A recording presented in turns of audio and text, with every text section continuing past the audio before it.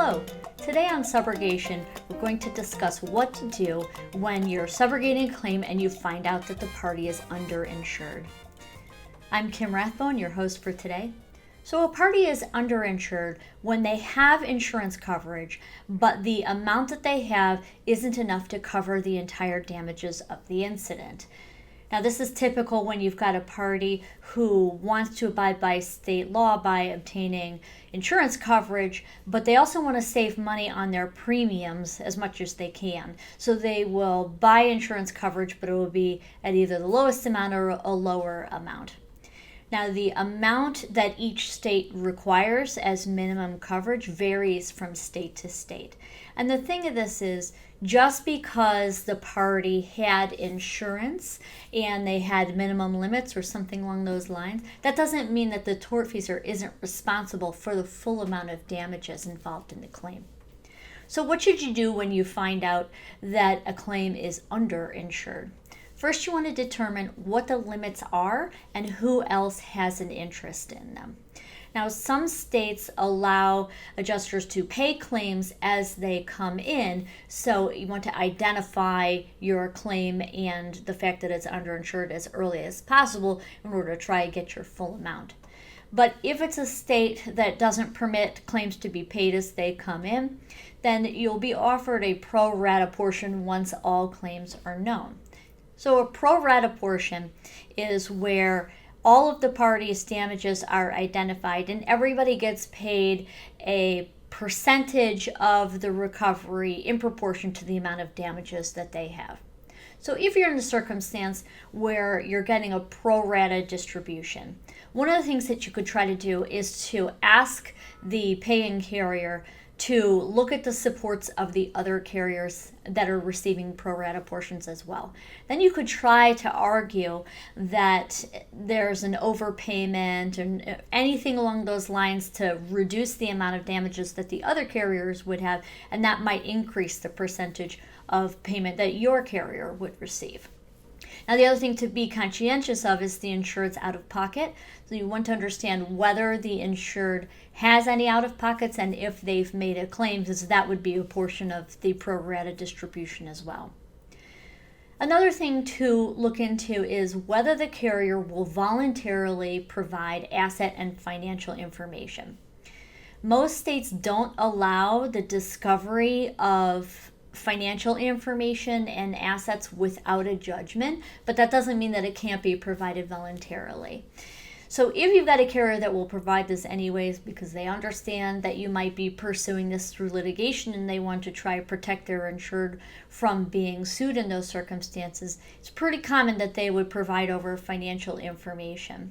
And one of the ways it can do this is through a financial affidavit that might identify all the assets and liability and allow the subrogating carrier to make a determination as to whether they want to proceed in litigation or whether they think there are additional assets that might be able to assist with the recovery of the remainder of the claim. Now, let me warn you that when you look into assets and maybe do any kind of asset check yourself with regard to this, one of the things to be careful of is home ownership isn't necessarily an equity situation, especially in the last 10 years, although it is getting better. It's difficult to know whether the home is underwater in terms of financially or whether there is equity in the home. If we can gather that kind of information, that's great, but you want to look into whether the home or boat or car, whatever tangible asset that you find on the report is actually one that has some value and it's not just an older item that has little to no value. If the carrier resists providing the financial information, well, that might be a good indication that there are assets to pursue. Not saying that that's a guarantee or anything, but that is often one of the things that happens is they'll try and protect the insured's asset information and make you work harder to get it. We've handled underinsured claims for many years, and what we've found is the claims that are most likely to end up with excess payments instead of just accepting the limits are those where a tortfeasor is younger, like under the age of 35. So this is because they are more likely to try and keep their premium costs low, but there are other third parties that they can turn to if an incident occurs, like a parent or a guardian. Or they have potential borrowing sources outside of that. So if they're over 35, what we've found is one of the most successful things is if they have a social security number. Now this is because it makes it much easier to locate them in where they live, obtain service, and what their assets are. So you can get a better understanding of making sure that you have the right person and a full understanding or a better understanding of what their financial situation is when you have that social security number tied to the person's name.